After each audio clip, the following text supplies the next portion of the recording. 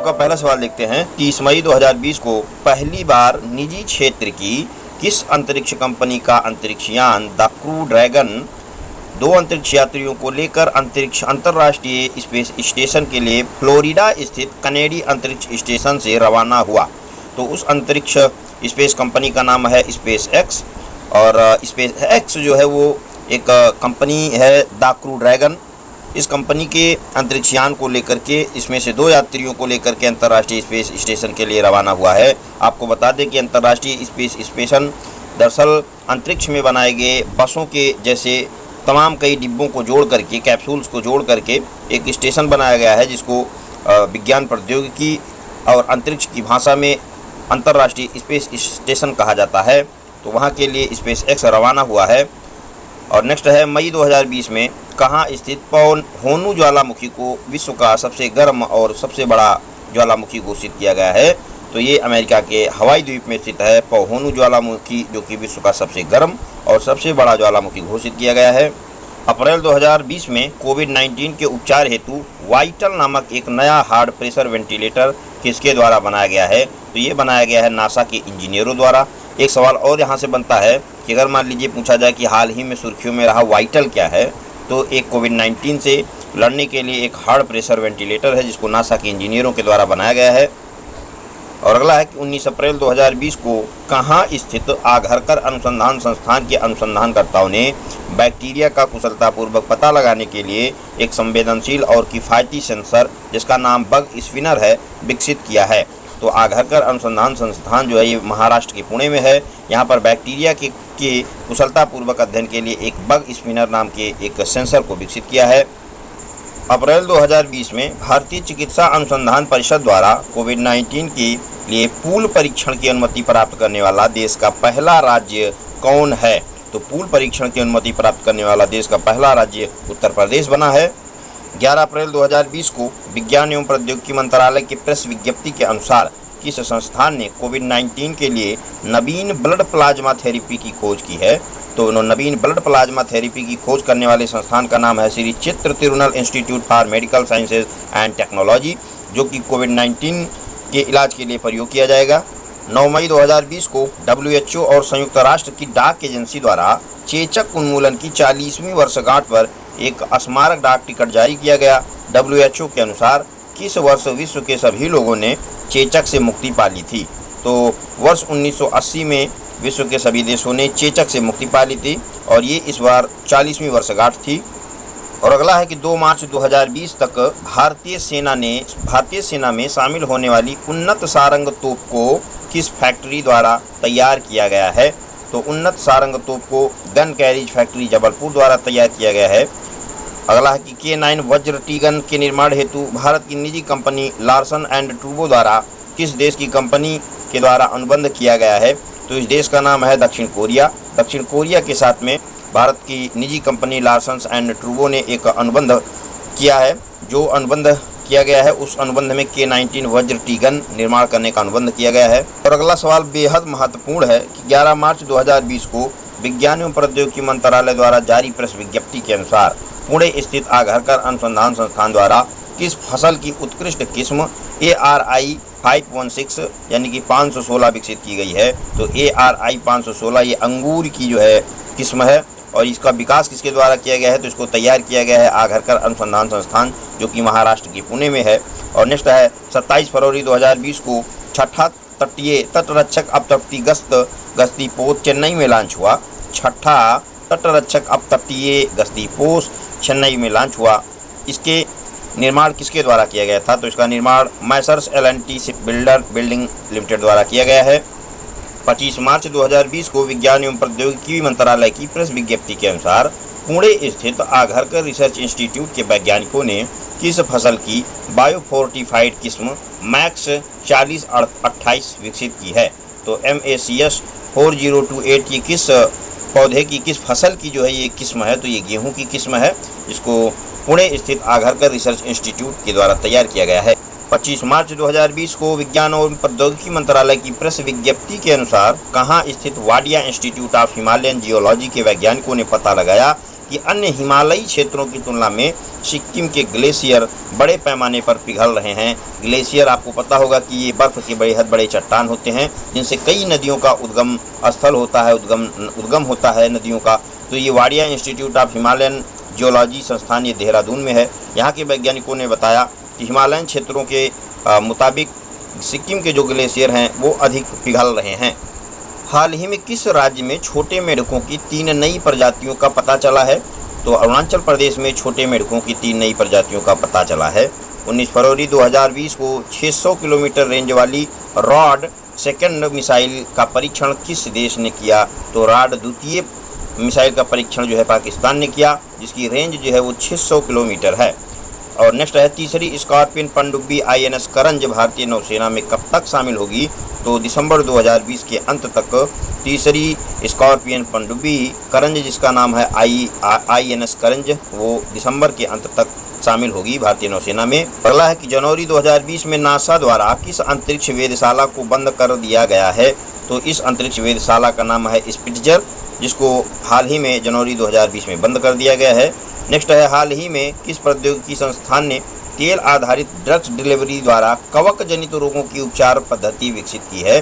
तो तेल आधारित ड्रग डिलीवरी द्वारा कवक जनित रोगों के उपचार को विकसित करने की पद्धति IIT हैदराबाद ने विकसित की है। और अगला है कि 11 जनवरी 2020 को गृहमंत्री अमित शाह द्वारा गांधीनगर गुजरात में लॉन्च की गई पहलें कौन सी हैं?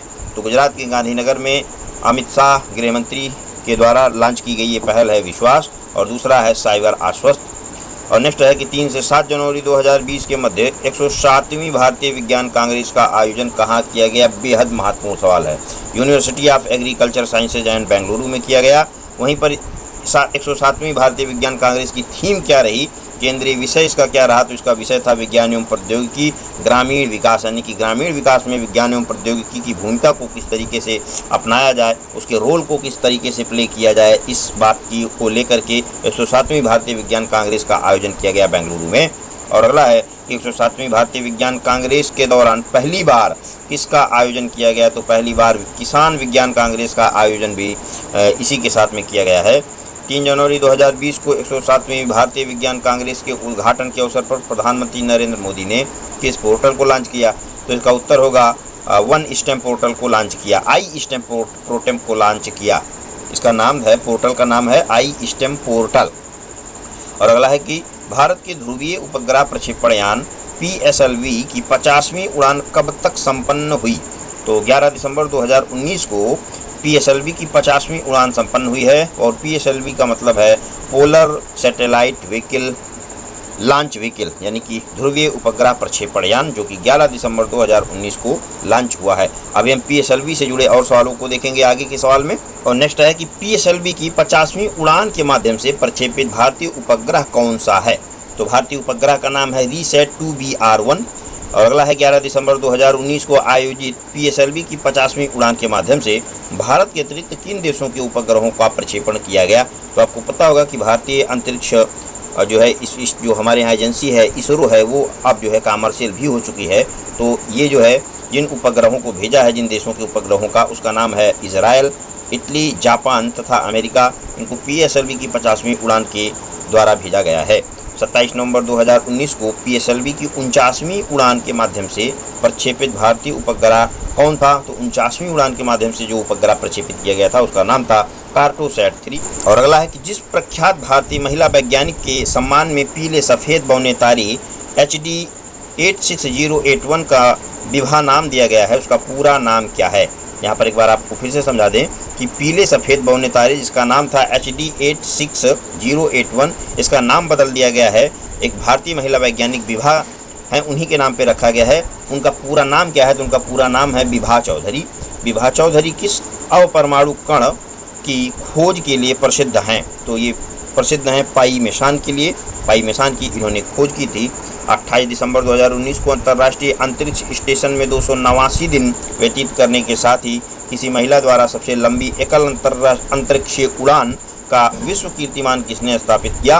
तो अंतरिक्ष में 289 दिन बिताने का जो एक गौरव हासिल किया है वो क्रिस्टीना कोच ने हासिल किया है। और क्रिस्टीना कोच से पहले 2016-17 में 288 दिन उन्होंने अंतरिक्ष में बिताया था। उनका नाम था पेगी व्हिटसन। तो पेगी व्हिटसन के रिकॉर्ड को क्रिस्टीना कोच ने तोड़ दिया है, जो कि 289 दिन का रिकॉर्ड हो गया है।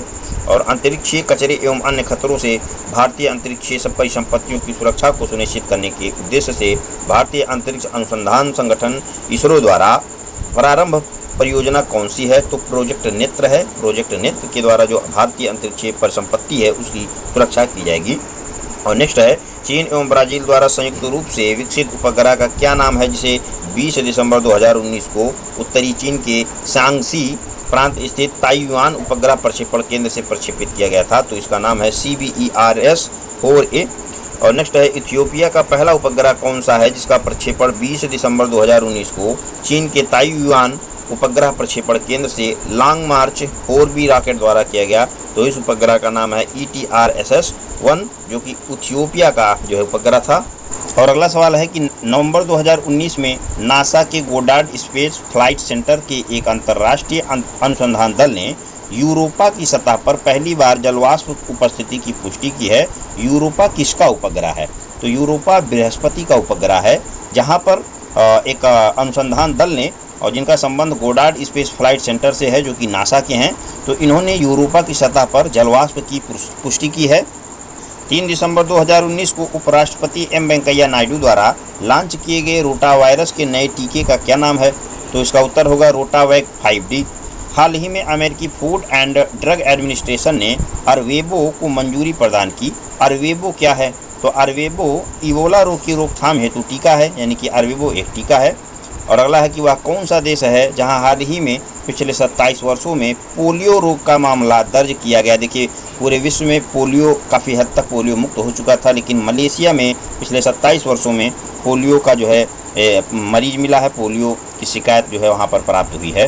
और अगला है, केंद्रीय पर्यावरण वन जलवायु परिवर्तन मंत्री श्री प्रकाश जावड़ेकर ने 16वीं वन स्थिति रिपोर्ट 2019 जारी की, यानी कि इसको कब जारी किया गया है? तो इसको जारी किया है 30 दिसंबर 2019 को।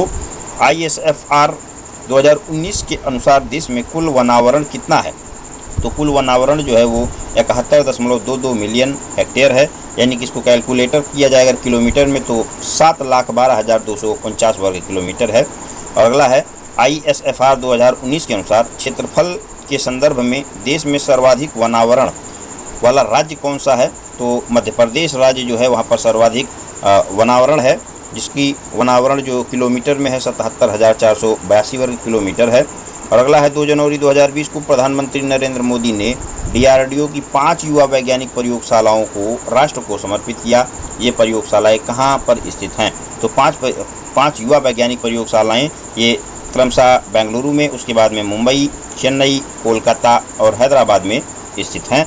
वह कौन सी मिसाइल है जिसका 16 नवंबर 2019 को भारत द्वारा प्रथम रात्रि परीक्षण सफलतापूर्वक किया गया? तो उसका उत्तर होगा अग्नि 2 मिसाइल। और अगला है कि 27 दिसंबर 2019 को जोधपुर एयरबेस में आयोजित एक समारोह में भारतीय वायुसेना से किस विमान की अंतिम स्क्वाड्रन को सेवा मुक्त कर दिया गया? तो इस विमान का नाम है MiG-27, जिसकी अंतिम स्क्वाड्रन को सेवा मुक्त कर दिया गया है।